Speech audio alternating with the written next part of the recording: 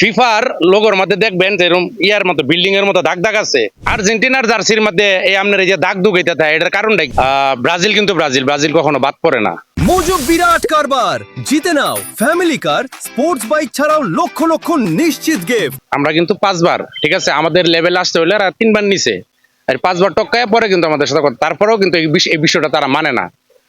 আর আজকে ইংল্যান্ড বনাম হচ্ছে আর্জেন্টিনার খেলা, ঠিক আছে, দুই দলের জন্য শুভকামনা।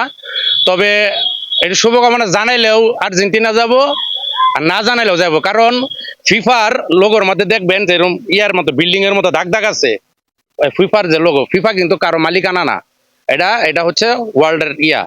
কিন্তু সব জার্সির মধ্যে হেয়াল কুত্তা এইটা থাকে, মুরগি থাকে। আর্জেন্টিনার জার্সির মধ্যে এই আপনার এই যে দাগ দুগ এইটা থাকে, এটার কারণটা কি? তার মানে সব আগের থেকে মনে করলেন যে এই বাস হয়ে রয়েছে। তো এই জন্য আমি বলতে পারি যে মনে করলেন যে গোল ছাড়াই আর্জেন্টিনা আজকে জিতবে। শুভকামনা আর্জেন্টিনার জন্য, ধন্যবাদ।